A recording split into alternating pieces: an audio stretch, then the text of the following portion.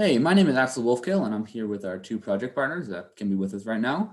And I have a couple questions for them to show you guys. So the first question I really had for you is, who are you? What are your positions? And if you could talk about a little bit about our third partner who can't be here with us right now. Okay, well, I can start. I'm Amy Sullenberg, and I am the executive director at Climate Smart Missoula, so a small nonprofit here in Missoula that works on climate mitigation and adaptation. And we've been part of this climate ready process, and I will pass it to Caroline. Thanks, Amy. My name is Caroline Lauer. I'm the Climate Resilience Coordinator for Missoula County, and I am tasked with implementing our county-wide resiliency plan, Climate Ready Missoula. Okay. All right, so the second question I had for you guys is, how can you see the Youth Climate Advisory Committee, or the YCAC, just to make it a little bit shorter, what effect could it have in Missoula? Sure, I can start with this one. So first off, it would be a really meaningful inclusion of youth voices in climate action at the local level. Climate Ready Missoula right now has an implementation team of adults, but we're excited to bring in the youth voices to help steer that work.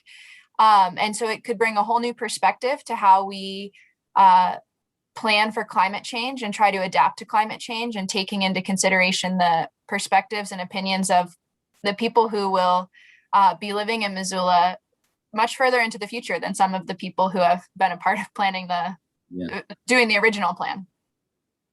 All right, and the third question I was going to ask was, do you see any problems with implementation? Could there be any hitches in the road or something like that with the project?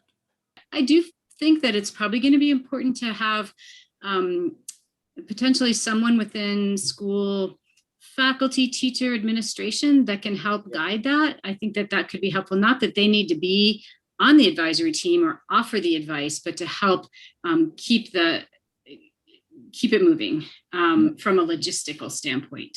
That was one idea I had, and I think we can figure that out.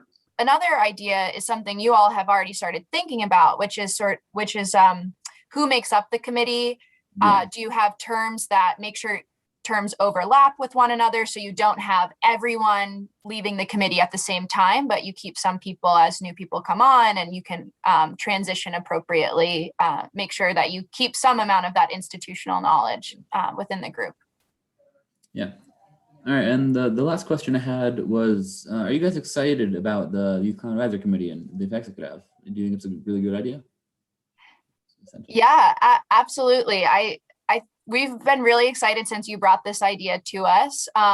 Amy put it really well earlier that this just has amazing ripple effects. Everyone who's a part of this committee can be an ambassador, not just at their high schools, but in their communities, in their families. And that just has a huge potential for all of these strategies in the plan. And it's just great to see you all not just wanting to get involved, but creating a pathway so that you can get involved and your classmates can get involved as well.